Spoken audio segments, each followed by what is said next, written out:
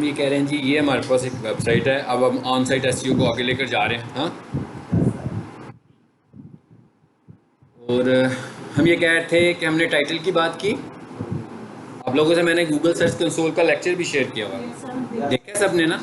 मैंने कहा था पहले वो देखिएगा फिर अगला लेक्चर देखिएगा, दोनों को आपस में मिलाना है आपने। उसमें मैंने अकाउंट बनाना सिखाया हुआ है और मैंने जो पढ़ाई थी क्लास उसमें इस्तेमाल करना सिखाया हुआ है। ठीक है, ये हमारा टाइटल है, ये हमने ऑप्टिमाइज़ कर लिया है। अच्छा, उसके बाद दूसरे नंबर पर मेटा था हमारा, वो भी हम ऑप्टिमाइज़ कर चुके हुए हैं, मेटा डिस्क्रिप्शन। इसके बाद अगला हिस्सा जो सा हमारे पास आ रहा है वो ये वाला है, और वो ये है प्रोफेशनल किचन इक्विपमेंट, यानी ये हेडिंग स्टाइल है इसका। मतलब हमारी वेबसाइट का कंटेंट है, और हमारी वेबसाइट का जो कंटेंट है वो किस शक्ल में है, इसमें तस्वीरें भी हैं।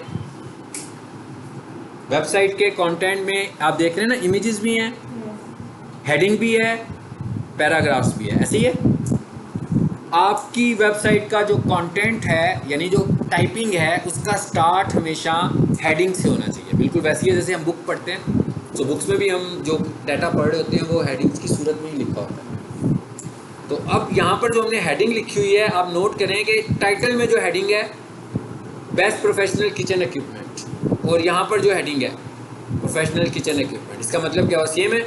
असल में ये हमारा कीवर्ड है, ये है वो हमारा कीवर्ड, प्राइमरी कीवर्ड जिसके ऊपर हम रैंक करना चाह रहे हैं अपनी वेबसाइट पर। तो मैंने आपको क्या साइंस बताई, मैंने कहा भाई टाइटल में कीवर्ड लो, मेटा डिस्क्रिप्शन में कीवर्ड लो, और अब मैं तीसरे नंबर पे बात कर रहा हूँ कि अपनी हेडिंग स्टाइल में कीवर्ड लो। और कीवर्ड लेने के लिए मैंने आपको ये भी बताया था कि हम जब कीवर्ड ले रहे होते हैं तो कीवर्ड को यूज़ करने की जो हमारे पास मैक्सिमम कैपेसिटी है वो 1 to 3% है। 1 to 3% का क्या मतलब कि मेरा कंटेंट अगर 500 वर्ड्स में लिखा हुआ है तो ज़्यादा से ज़्यादा मैं 3% कीवर्ड यूज़ कर सकता हूँ, इससे ज़्यादा नहीं। यानी एक तो हम ये कह रहे हैं ना कि वेबसाइट ने रैंक कीवर्ड्स पे होना है, तो फिर हमारे जहन में तो फ़ौरन ये बात आ जाती है कि भाई ज़्यादा से ज़्यादा कीवर्ड यूज़ कर लेते हैं। लेकिन गूगल क्या कहता है हमें, कि कहता है आपने स्टफिंग नहीं करनी है, रेपिटेशन नहीं करनी, बल्कि आप ज़्यादा से ज़्यादा 3%, बस इससे ज़्यादा आपने यूज़ उसको कीवर्ड को नहीं करना। और हमने इसका रिप्लेसमेंट भी एक पढ़ी थी, तो हमने कहा था कि भाई LSI कीवर्ड यूज़ कर लेंगे, थीमेटिक कीवर्ड यूज़ कर लेंगे, यानी उसी के थीम के मुताबिक जो वर्ड्स बनते होंगे हम उनको इस्तेमाल कर लेंगे। ओके, अब ये हमने कीवर्ड यूज़ किया हुआ है। अब मैं यूँ करता हूँ, इधर आ जाता हूँ और फाइल खोलता हूँ। ये तो मैंने आपको ऑनलाइन दिखाई है ना वेबसाइट, अब मैं लोकल दिखाने लगा हूँ आपको, और ताकि मैं आपको बताऊँ कि आपने खुद से कीवर्ड कैसे चेंज करना है। जैसे मैं इसमें आ गया हूँ, ये फाइल आ गई थी हमारे पास एक,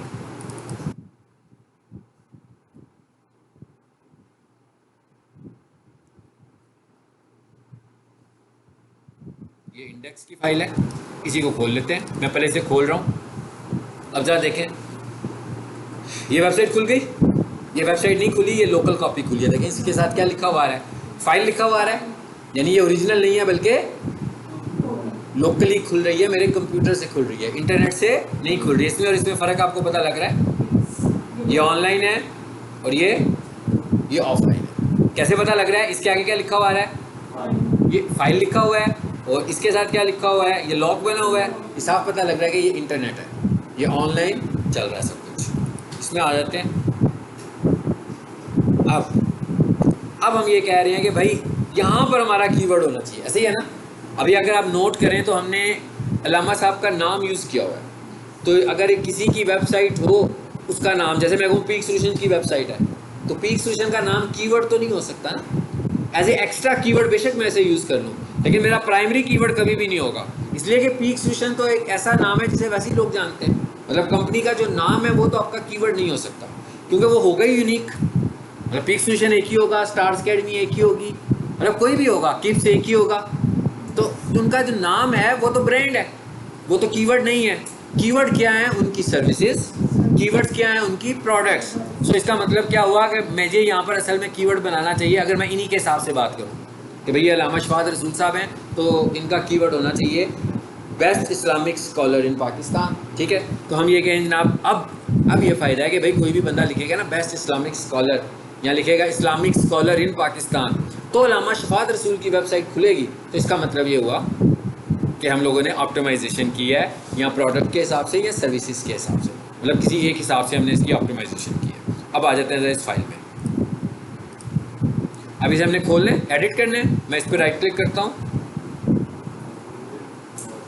और ये क्या लिखा हुआ आ रहा है जी, एडिट विद नोटपैड प्लस, इस पर क्लिक करते हैं।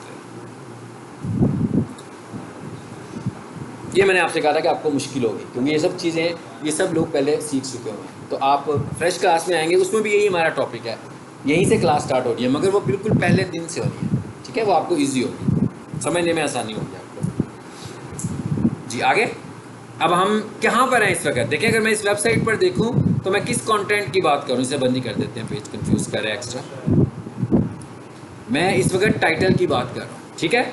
ये टाइटल हेडिंग लगी हुई है ना हमारे पास, तो मैं इसको ढूंढने के लिए क्या करूँ, कॉपी करता हूँ और इधर आ जाता हूँ और यहाँ आकर मैं कंट्रोल F फाइंड और यहाँ कंट्रोल V और फाइंड करते हैं जी। कहाँ लिखा हुआ है? आ गया। एक तो ये लिखा हुआ आ रहा है ना, लेकिन ये मेन्यू है, देख रहे हैं ना, ये अबाउट लिखा हुआ है, होम लिखा हुआ है, तो इस वक्त ये मेन्यू में से उसने पिक किया है। मैं कहता हूँ ये वाला नहीं है, नेक्स्ट करता हूँ। अब देखिएगा ज़रा, अब हेडिंग में आ गया हूँ मैं। अब असल में मुझे यहाँ पर क्या लिखना चाहिए था, मुझे लिखना चाहिए था कि बेस्ट इस्लामिक, अब ये मैं समझ रहा हूँ कि ये कीवर्ड है, कोई और कीवर्ड भी हो सकता है इनका, बेस्ट इस्लामिक स्कॉलर इन पाकिस्तान। अब मैं चाहता हूँ कि यही इनके टाइटल में होता, यही इनकी मेटा डिस्क्रिप्शन में होता। अब इसी को मैं इनके हेडिंग स्टाइल में भी लिया। अब यहाँ पर एक और चीज़ नोट करें, मैंने हेडिंग कौन सी यूज़ की है, मतलब ये जो वेबसाइट मैंने खोली है उसमें हेडिंग कौन सी यूज़ हुई है, 2, 1 तो नज़र ही नहीं आ रही कहीं, तो हमें 1 को यूज़ करना चाहिए, ठीक है। हेडिंग का स्ट्रक्चर क्या था, H1 से लेकर H6, यानी टोटल 6 हेडिंग स्टाइल्स हैं। तो जब भी आप ऊपर से नीचे की तरफ आएंगे तो आपको H1 से स्टार्ट करना है। तो मुझे क्या करना चाहिए था, इसको बेसिकली H1 करना चाहिए था। और हमने क्या साइंस पढ़ी थी कि जब हम किसी वेबसाइट का स्ट्रक्चर बनाते हैं तो उसको स्ट्रक्चरल फॉर्म देने के लिए हम हेडिंग स्टाइल का इस्तेमाल करते हैं। जैसे आप किताबें पढ़ते हैं तो ऊपर एक हेडिंग लिखी होती है, उसके बाद नीचे एक और हेडिंग आ जाती है और उस पर लिखा होता है 1.1, फिर उसके नीचे कंटेंट होता है, फिर उसके नीचे एक और हेडिंग होती है और उस पर लिखा होता है 1.2। आपको समझ में आ रहा है नहीं क्या चीज़ है? आप किताब पढ़ रहे हैं, आपको रीडिंग में आसानी हो रही है कि भाई मेरा एक कंटेंट है, उसी का सब कंटेंट चल रहा है, फिर अचानक वहाँ पर 2 आ जाती है हेडिंग और फिर उसके नीचे आता है 2.1। आपको पता लग गया अभी हेडिंग नंबर 2। अब ये क्या है, ये एक स्ट्रक्चरल फॉर्म है। इस स्ट्रक्चर की वजह से आपको टॉपिक समझ में आ रहा है, आपको टॉपिक का थीम पता लग रहा है कि कहाँ से क्या लिखा हुआ है। हालांकि की हमने क्या हुई है, नंबरिंग की हुई है, सिर्फ नंबरिंग से आपको पता लगता जा रहा है उस नंबर में कहीं पर भी कंटेंट का मैसेज नहीं है, लेकिन वो नंबर इस स्टाइल से लिखा हुआ है कि आप उस नंबर के मैसेज को आप समझते हैं कि भाई ये एक स्ट्रक्चरल है वे है, कि भाई किसी भी चीज़ को स्ट्रक्चरल वे में लिखा हुआ है। तो अब हमने यहाँ पर क्या कर दिया जी, H1, और इधर कर दिया मैंने इसको दिस वन, और इसमें मैंने किया इसको बंद। अब मैं यहाँ पर आया और इसको रिलोड कर दिया।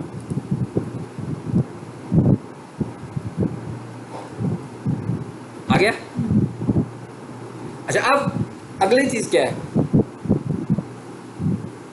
अब यहाँ पर लिखा हुआ है जी इन्होंने ये सारा, ऊपर तो हमने इस्लामिक स्कॉलर लिख दिया, लेकिन नीचे वो मेरा लग रहा है कि कोई और ही टेक्स्ट लिखा हुआ है ना। चले एक काम करते हैं, ये मेरे पास चैट जीपीटी है। देखिए मैं यहाँ पर चैट जीपीटी क्या चीज़ है जी, ये इसको भी आपने यूज़ करना, मैंने आपको शुरू में भी बताया था कि आपको कंटेंट रीराइट करने में भी हेल्प करेगा, ठीक है। मिसाल के तौर पर देखिएगा ज़रा, इनकी वेबसाइट पे जाते हैं, अल्लामा शफात रसूल साहब की, इनकी वेबसाइट पे कोई कंटेंट होगा। अभी मैं लाइव ऑनलाइन आ गया हूँ। हाँ, अभी जो मैं आपको पहले पढ़ा रहा था वो कैसे पढ़ा रहा था, ऑफलाइन खोल के, लेकिन अब मैंने उनकी एक्चुअल वेबसाइट खोल ली है, ठीक है, जिनकी हम बात करने लगे हुए हैं। और मैं क्या करता हूँ भाई, यहाँ से आता हूँ, ये लिखा हुआ है हमने कंटेंट इनका, इसकी भी एसईओ नहीं की हुई, सिर्फ वेबसाइट है, देख रहे हैं ऊपर नाम ही आ रहा है सिर्फ। तो अब मैं इसको करता हूँ कॉपी और कंट्रोल C, और इधर से आ जाता हूँ मैं चैट जीपीटी में। देखिएगा जरा, रीराइट विद मोर ऑप्टिमाइजेशन, और डबल कोट्स में मैंने कंटेंट दे दिया। मैंने क्या कहा उसको, मैं कहा भाई ये वाला जो कंटेंट है ना मुझे दोबारा लिख कर दे दो। देखें जरा क्या होता है। आ गया? अब कम से कम कॉपी तो नहीं होगा ना फॉर एग्जांपल। अब नया कंटेंट लिखा जा रहा है, मैंने इसको पिक किया, कंट्रोल सी किया और अब मैं इधर आया जी, कहाँ पर था, ये था, ये सारा टेक्स्ट है ना जो लिखा हुआ है, इस सारे को मैं पिक करता हूँ, डिलीट कर रहा हूँ मैं इस सारे को,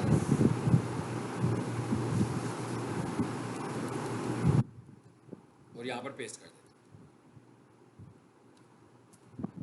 आगे सेव करके देखते हैं जरा वहां पर क्या चेंज आई है। ये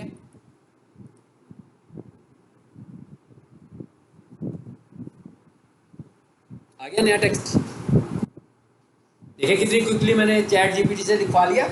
अदरवाइज मुझे किसी कंटेंट राइटर की जरूरत पड़ती है कि भाई अब हम एक वेबसाइट बना रहे हैं, इसका हमें कंटेंट लिख कर दो। हम यूँ भी कर सकते हैं ना, जैसे मैं अल्लामा शफात रसूल साहब का बना रहा हूँ, उसके बाद कोई और अल्लामा साहब अपनी वेबसाइट बनवाएं, तो मैं इसी कंटेंट को रीराइट करवा सकता हूँ और वो दूसरों की वेबसाइट पे भी लगा सकता हूँ, ठीक है।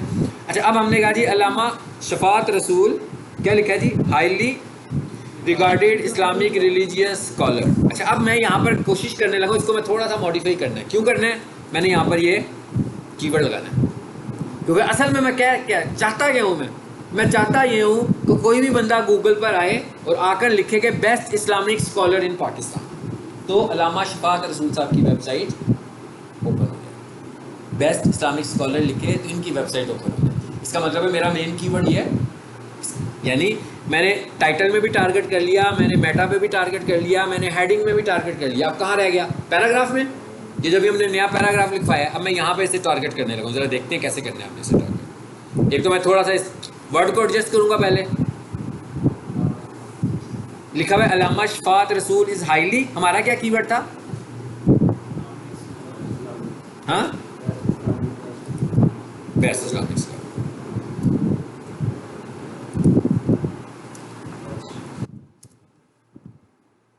इस्लामिक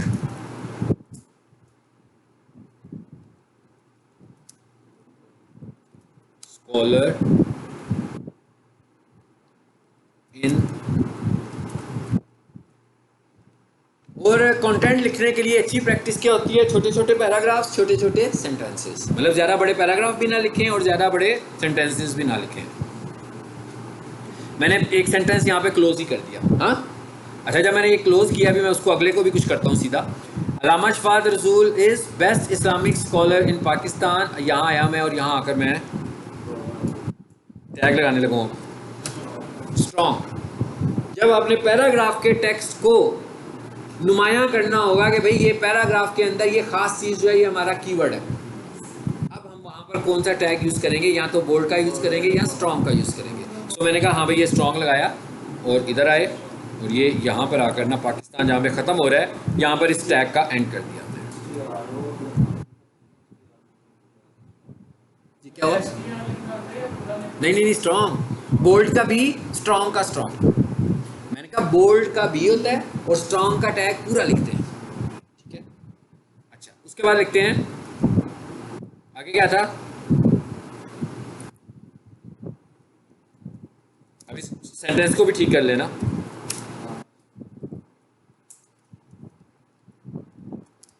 ये हमने सेंटेंस भी पूरा कर दिया, तो उनका सेंटेंस जो पिछला था वो भी पूरा हो जाए। यहाँ अगर इसको रीलोड करें,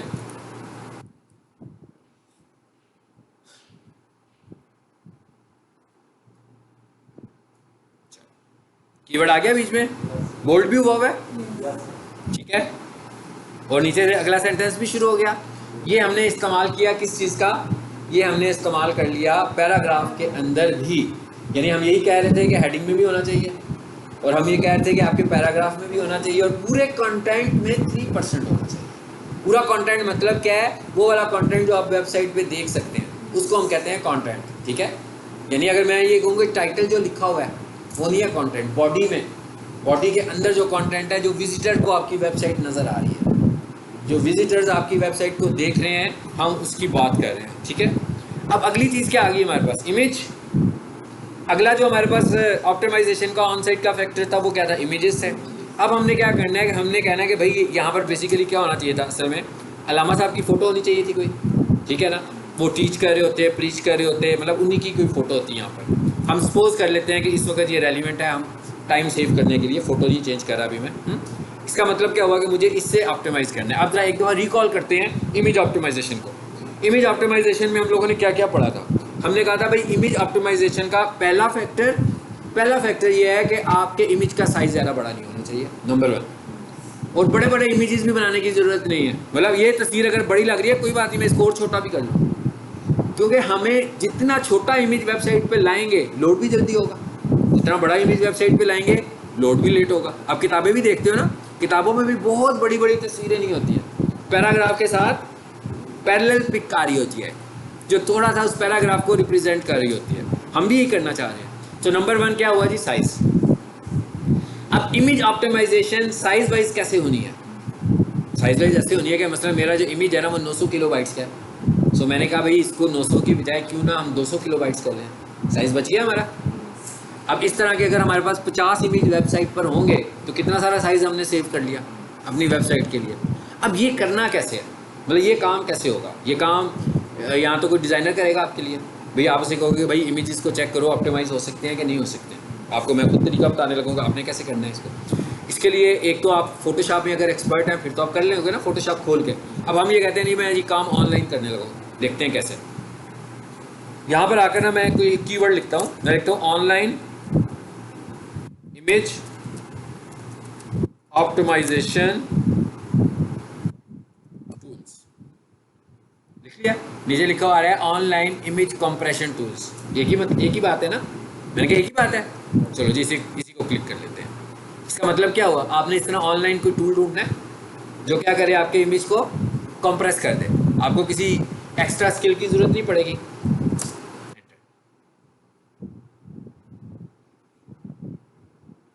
नंबर 1 ये आ रहा है एक इमेज कंप्रेसर। एक क्या लिखा हुआ आ रहा है जी?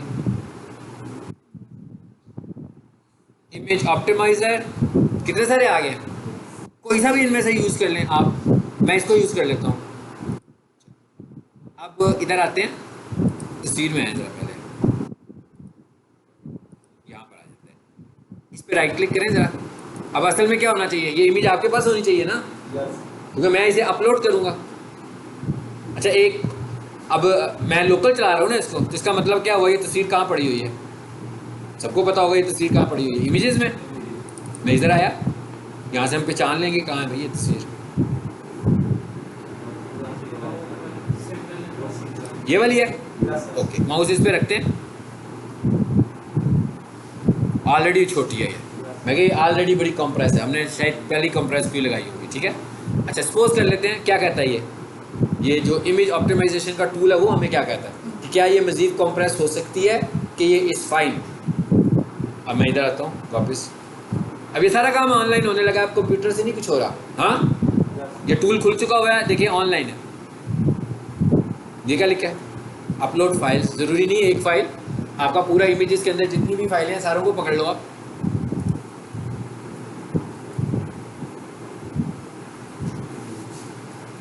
यहाँ थे हम कहीं, यहाँ थे और यहाँ थे, ये फाइल थी ना, ये इसके क्या हालात हैं? ये बड़ी है, इसे पकड़ लेते हैं। ये 1 MB की है, ये 0.97 मतलब 1 MB की फाइल है, वो तो छोटी है थी ना, इसको पकड़ लेते हैं, देखते हैं क्या कहता है। इसने अपने पास लोड किया, देखें क्या लिखा हुआ है। हाँ छोटी होगी ना, -65% छोटी होगी, कोई किसी टूल की भी आपको ज़रूरत नहीं पड़ी। मैं क्या, हमें किसी एक्स्ट्रा टूल की भी इसमें ज़रूरत नहीं पड़ी है। सिंपल मैं क्या करूँगा, डाउनलोड, चेक कर लेते हैं। एक स्टैंडर्ड पूरा कर लिया मैंने, इमेज ऑप्टिमाइजेशन का एक स्टैंडर्ड हमने पूरा कर लिया। मेरे पास एक वेबसाइट आई, मैं उसकी ऑप्टिमाइजेशन कर रहा हूँ, तो मैंने ये देखा कि भाई ये इमेज ऑप्टिमाइज है कि नहीं है, साइज़ को चेक किया मैंने। अब देखते हैं इसका क्या साइज़ है। 348 किलोबाइट्स, पहले कितना था? 1 MB, अच्छा खासा रिड्यूस हो गया। और ये मेरी वेबसाइट से कितना लोड कम हुआ, हमारी वेबसाइट से कितना लोड कम हुआ। अगर हमारी वेबसाइट स्लो रिस्पांस कर रही होगी तो सिर्फ इमेजेस के साइजेस को ही नॉर्मल करने से वेबसाइट का रिस्पांस टाइम बेहतर हो जाएगा। मैं इसे डबल क्लिक करके खोल कर देखता हूँ ज़रा इमेज नज़र कैसे आ रहा है। कोई प्रॉब्लम तो नहीं है, वैसे ही है। मैं क्या जैसा वहाँ पर इमेज नज़र आ रहा था वैसे ही यहाँ पर भी इमेज नज़र आ रहा है। ओके चलो जिसे बंद कर देते हैं। एक फैक्टर हो गया। अच्छा दूसरा फैक्टर क्या है? दूसरा फैक्टर भी बहुत अहम है और वो क्या है? नाम पढ़े इसका, इसको बात करें, चलो इसको कंसिडर कर लेते हैं। White and blue modern business online courses Instagram post. इस पूरे नाम से कहीं से पता लग रहा है कि ये किसी वेबसाइट के लिए कोई ऑप्टिमाइज इमेज है? नहीं पता लग रहा है। हमें ये भी नहीं पता लग रहा कि ये इमेज किस चीज़ को रिप्लेस कर रहा है, रिप्रेजेंट कर रहा है, ये भी नहीं हमें पता लग रहा। ये भी एक बहुत बड़ा फैक्टर है कि आपका जो इमेज फाइल होगी, यानी आपकी पूरी वेबसाइट के अंदर जो भी फाइल्स हैं उन सब के नाम भी आपने ऑप्टिमाइज रखने हैं। मिसाल के तौर पर अगर यहाँ पर अल्लामा साहब की तस्वीर थी तो हम अल्लामा शफाअत रसूल अभी भी नहीं लिखेंगे, हम यहाँ पर भी यही लिखेंगे कि बेस्ट इस्लामिक स्कॉलर इन पाकिस्तान। यानी असल में इस इमेज का क्या नाम होना चाहिए? मैं नाम चेंज करने लगा हूँ, ये भूल करके ये कोई फॉरनर हमें नज़र आ रहा है। हाँ थोड़ी देर के लिए समझे कि ये वही हैं जिनके मुतालिक मैं बता रहा हूँ। तो इस तरह मैं नाम क्या लिखूँगा, फिर मैं इधर लिखूँगा बेस्ट। अब आप देखें मेरे नाम लिखने का तरीका भी देख लें। बीच में मैं क्या लगा रहा हूँ? डैशेस। नाम लंबा था तो मैं स्पेस नहीं दे रहा बीच में। स्पेस बार भी जो है एसईओ के पॉइंट ऑफ व्यू से नाम के दरमियान मैंने पैराग्राफ लिखा था तो स्पेस ही यूज़ की थी, लेकिन जब मैं फाइल का नाम रख रहा हूँ तो यहाँ पर इलीगल कैरेक्टर है। कहता है आपने स्पेसिस यूज़ नहीं करनी। स्पेसिस की जगह पर आपने क्या यूज़ करना है? हाइफन। जो मैं यूज़ कर रहा हूँ इसको हाइफन भी बोलते हैं और डैश भी बोलते हैं। ठीक है, सो एंटर। एक और फैक्टर आ गया। मैं क्या एक और फैक्टर देख लिया। पहले हमने क्या किया? कंप्रेस किया। पहला फैक्टर कंप्रेशन था। दूसरा फैक्टर क्या है इसका? नाम। तीसरा फैक्टर क्या है इसका? कि भाई इधर आओ ज़रा इसी इमेज को देखते हैं। क्या नाम था इसका? मैं इमेज की बात कर रहा हूँ, मैं वापस उधर ही आ गया हूँ। मैं इस पर राइट क्लिक करता हूँ। ये क्या लिखा हुआ है जी? Save image.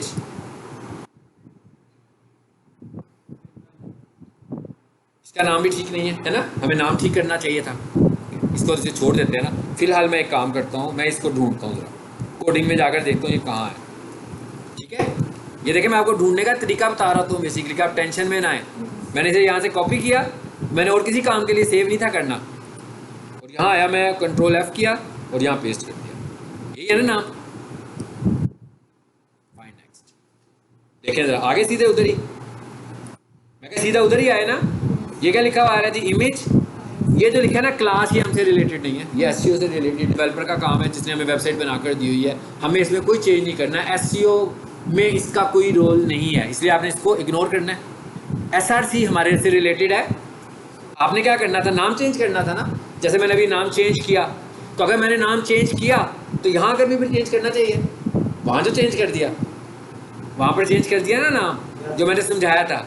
इसका नहीं चेंज किया, सर समझाते हुए मैंने एक नाम चेंज किया था। तो इसका मतलब वो जो नाम वहाँ लिखा है वही नाम यहाँ पर भी आएगा। अगली चीज़ क्या है? Alt attribute. अब हमने यहाँ पर इसका ऑल्ट एट्रीब्यूट भी रखना है। क्या ऑल्ट एट्रीब्यूट रखना है? भाई तो बहुत ज़्यादा हो गया जी, खाली कर दिया मैंने इसको।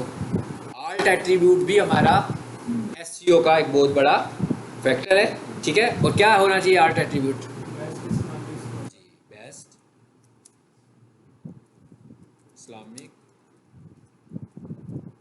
स्कॉलर इन पाकिस्तान, यही था ना।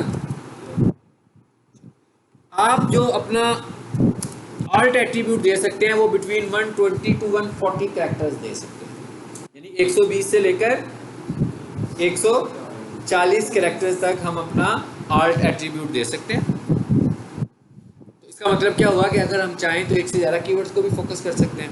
ठीक है, अब मैं कहता हूँ दूसरा कीवर्ड हमारा क्या है? दूसरा कीवर्ड है हमारा,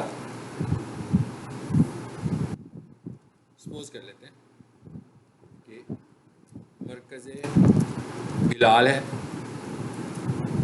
या मैं कहता हूँ दूसरा कीवर्ड है मेरा, ये ले लेते हैं,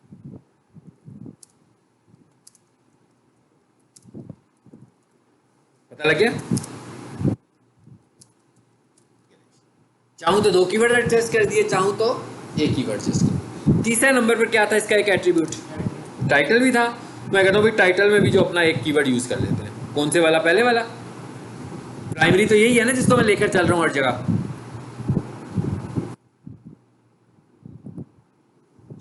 सेव करें और इस फाइल में आए, इस पेज को रिफ्रेश करो,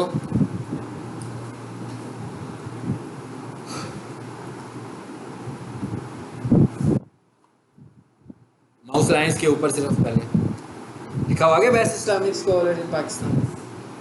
ये क्या है, ये टाइटल है। आर्ट एट्रीब्यूट तो नहीं नजर आ रहा आपको, आर्ट एट्रीब्यूट नहीं नजर आएगा। आर्ट एट्रीब्यूट मैंने इसकी दो ऑप्शन बताए थे ना, कि विजिटर्स को कब नजर आता है, जब फाइल लोड नहीं होती है। लेकिन असल में हम आर्ट एट्रीब्यूट किसके लिए लिखा, विजिटर्स के लिए हमने बिल्कुल नहीं लिखा, हमने लिखा क्राउलर के लिए।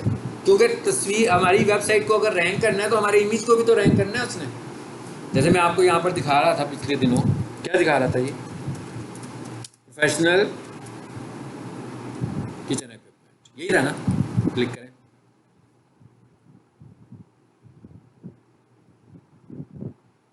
ये देखें क्या हुआ, इमेज आ रहा है ना यहाँ पर। ये इमेज कैसे निकाल रहा है उसने, ये क्राउलर ने कैसे इमेज निकाला, इसलिए कि इस इमेज की ऑप्टिमाइजेशन हुई है। जो आप अभी सीख रहे हो ये है इमेज ऑप्टिमाइजेशन। ये सारे फैक्टर्स इसने पूरे किए होंगे, इस वजह से ये हमें यहाँ पर नज़र आने लगा हुआ। समझ आ गई बात की, समझ आ गई ना।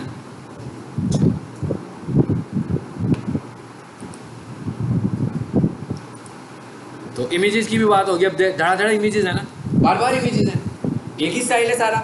मेगा ऑप्टिमाइजेशन करने का एक ही तरीका होगा, लेकिन लाजमी बात है कि आपके कीवर्ड मुख्तलिफ हो सकते हैं ना कंटेंट के हिसाब से। तो जो जो आपके कीवर्ड्स होंगे आप उन्हीं को यूज़ करेंगे।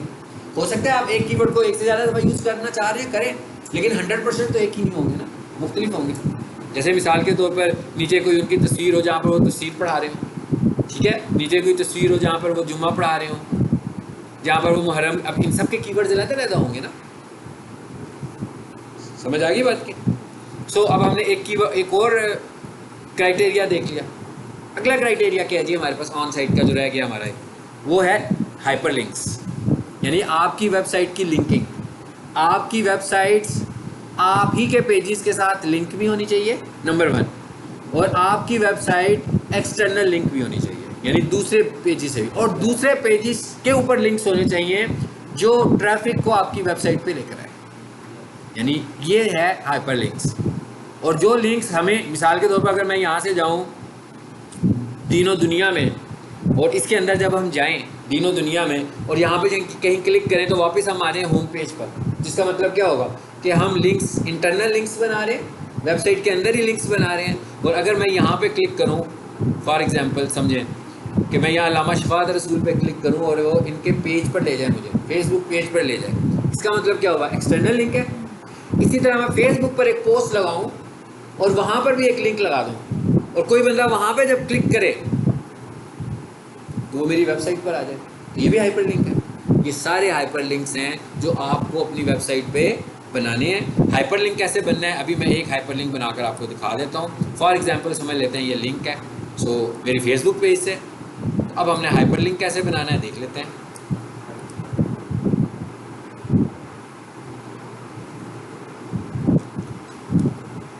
ये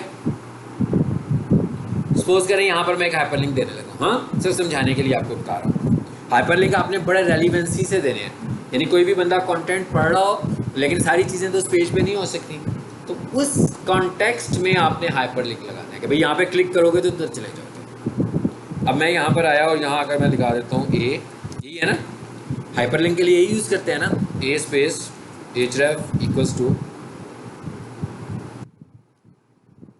लिख दिया मैंने फेसबुक का लिंक, ठीक है ना, बंद कर दिया। आगे क्या लिखा हुआ है, अल्लामा शफ़ाअत रसूल, और इसको यहाँ पे /a कर दिया। आपने देखा /a मैंने अल्लामा शफ़ाअत रसूल लिखे हुए के बाद किया, क्यों, क्लिकेबल टेक्स्ट भी तो चाहिए ना। हाइपरलिंक तो बन गया लेकिन कोई क्लिकेबल टेक्स्ट नहीं होगा तो कैसे उधर तक पहुँचेगा, क्लिक करके ही पहुँचना है ना।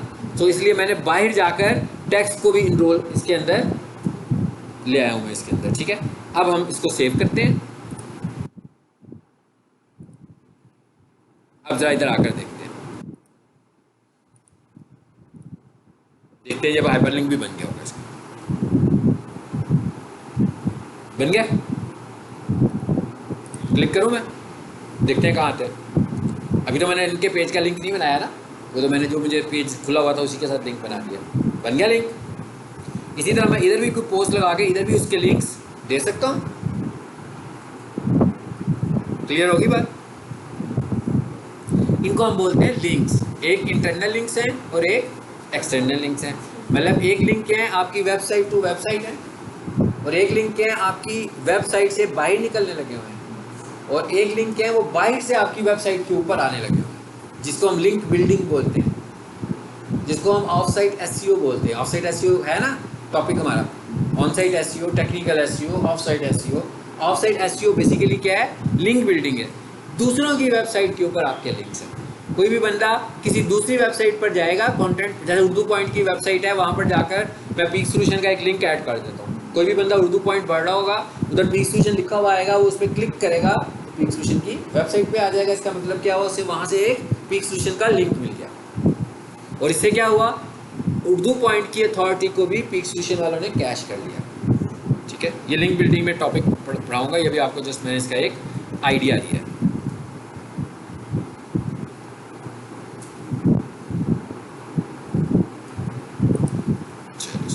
क्लियर हो गया? तो अब हम ये समझ रहे हैं कि हमने ऑन साइट एसईओ को काफ़ी सारे टॉपिक्स को कवर किया, यानी आप ये सारी, अब आपने एक चीज़ नोट की कि मैं घूम फिर कर अपने कीवर्ड्स को कहाँ कहाँ लाने लगा हूँ, ऐसे ही है ना। अब गूगल को हमने मजबूर कर दिया ना कि भाई ये वाला जो कंटेंट है कोई भी बंदा ढूंढे, तो हम हर जगह पर तो हम मौजूद हैं। मतलब टाइटल पर हमने कीवर्ड लगा लिया, मेटा पे हमने कीवर्ड लगा लिया, हेडिंग स्टाइल पर हमने कीवर्ड लगा दिया, कंटेंट में पैराग्राफ्स के अंदर हमने कीवर्ड लगा दिया, इमेजेस के ऊपर हमने कीवर्ड लगा दिया, इवन हाइपरलिंक्स जो हैं उस पर भी कीवर्ड लगा लिया। तो इतने सारी जगहों पर जब आपका कीवर्ड लगा होगा तो क्या वजह है कि आपका रैंक नहीं होगा। और ये साइंस ऐसी साइंस है जिसमें आप एक कीवर्ड को तकरीबन 20 से 30 दिनों में रैंक कर सकते हो। हालांकि ये इसका स्टैंडर्ड टाइम नहीं है, स्टैंडर्ड टाइम 3 माह का होता है इसका, ठीक है। लेकिन अगर आप इस तरीके से बनाओगे तो कम से कम एक कीवर्ड तो आपका रैंक हो जाएगा, कोई सा भी एक कीवर्ड आप। अब इसके बाद जो हमारे अगले टॉपिक्स हैं वो हमने इसके आगे जो चीज़ पढ़नी है उसमें एक चीज़ है वो आज ही पढ़ लेते हैं। वो क्या है, साइट मैप। ये साइट मैप क्या होता है, नोटपैड खोलता हूँ मैं। साइट मैप कहते हैं किसको है, पहले ये हमें समझना है। जैसे मैं कहता हूँ भाई एक वेबसाइट है प्रोफेशनल किचन की, ठीक है, और यहाँ आगे मैंने लगाया स्लैश और लिख दिया साइट मैप .xml, ये नाम है फाइल का, ये याद रखने आपने। किसी भी वेबसाइट का जो साइट मैप होगा उसका यही नाम होगा। किसी भी वेबसाइट का जो साइट मैप है उसका क्या नाम होगा, साइट मैप .xml, ठीक है। ये अभी मैं खोल के दिखाता हूँ और मुख्तलिफ वेबसाइट्स का भी खोल के दिखाता हूँ। लेकिन इसका मतलब ये नहीं है बिल्कुल कि ये अब हम इसे देख के परेशान हो जाएंगे क्या चीज़ है भाई, ये फिर कोडिंग आ गई हमारे सामने, है ना, आ गई ना कोडिंग। ये कोई लर्नेबल कोडिंग नहीं है हमारी, हमने इसे कुछ नहीं करना, और ये कोड जनरेट भी ऑटो हुआ है।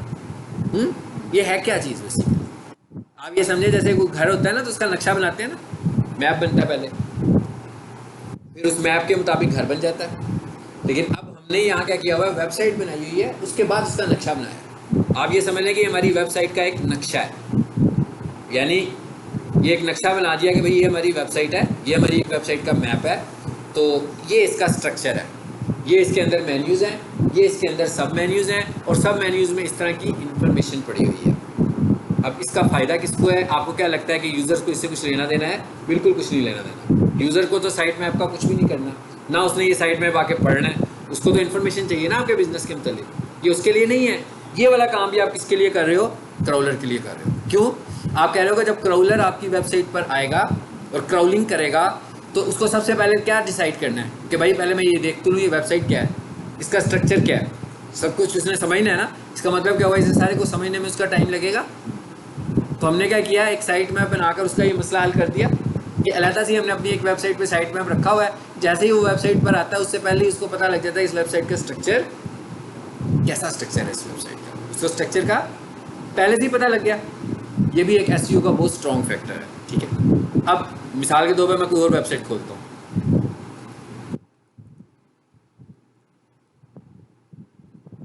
उसका नाम भी साइट मैप ही रहेगा, ये ज़हन में रखिएगा। देखिए मैंने कहा जियो टीवी,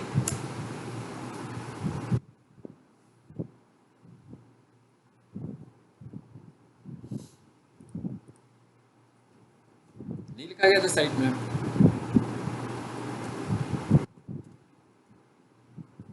इसके साइट मैप को उन्होंने रीडायरेक्ट किया हुआ है, कोई और खोल लेते हैं।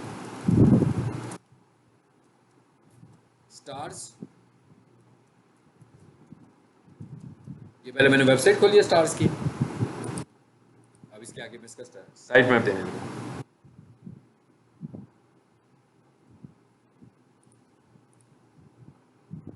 किसी भी वेबसाइट का साइट मैप जो होगा उसका नाम फिक्स है। क्या नाम है?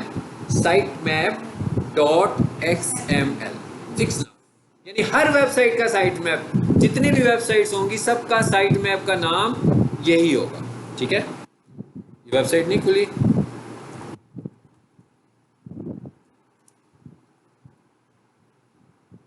कोई और भी खोल लेते हैं, डीसी किचन खोल लेते हैं।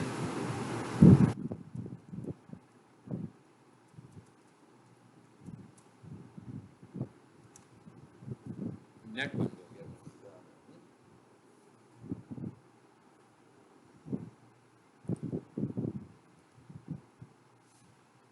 क्यों बंद हुआ? बिल्कुल बंद हो गया। इसको चला लेते हैं, मेरा क्यों बंद हो गया वैसे?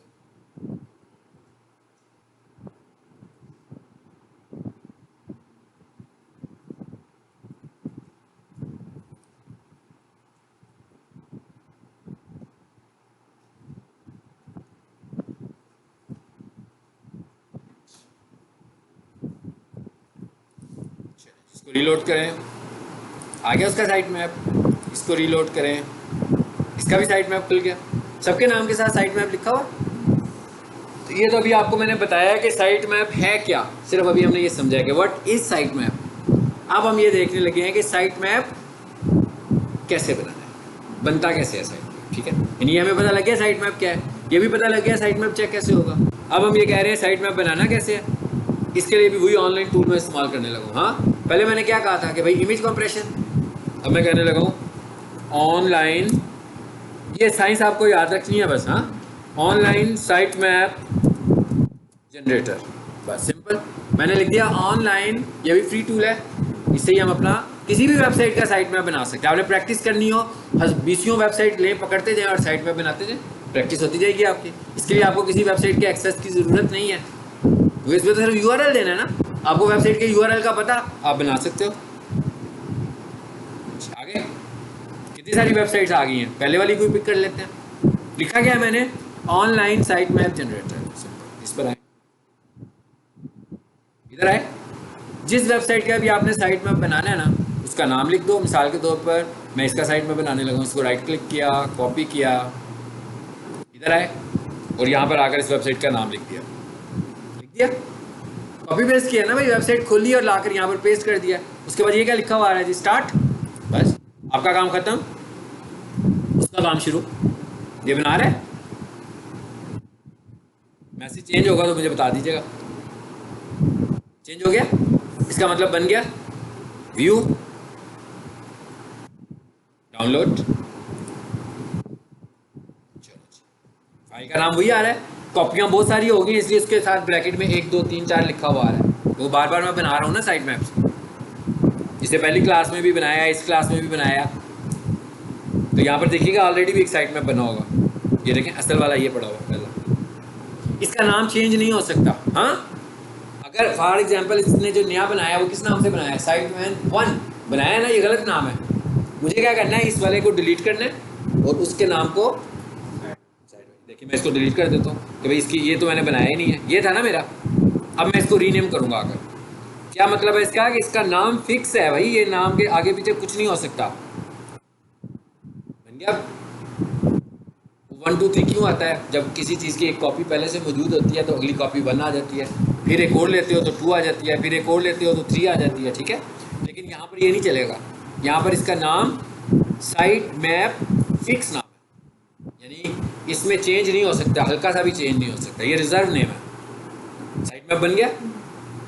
अब इसने आगे कहाँ जाना है इसको मैं आगे जाके बताऊंगा। आज हमने लेक्चर में ये पता लगाया कि साइट मैप क्या होता है, ये पता लगाया कि साइट मैप चेक कैसे करते हैं, और ये पता लगाया कि साइट मैप बनाते कैसे हैं, यानी जनरेट कैसे करते हैं। इसने अपलोड कहाँ पे होना है, जहाँ पर आपकी वेबसाइट ने अपलोड होना है। यानी मैं करूँगा क्या, बेसिकली इसको पकड़ूंगा कॉपी, और इसको कहाँ रखना चाहिए मुझे, मैं कह रहा हूँ वेबसाइट के साथ होना चाहिए, तो इसका मतलब ये पब्लिक HTML में वेबसाइट पड़ी है ना मेरी सारी, यहाँ लाकर इसको पेस्ट कर दूंगा। तो जब मैं पब्लिक, ये पहले भी कहता पड़ा हुआ है, तो जब मैं पब्लिक अपनी वेबसाइट को अपलोड करूंगा तो क्या हुआ, साइट में भी साथ चला गया, वो भी लाइव हो जाएगा। ठीक हो गया, चलो आज के लिए नहीं।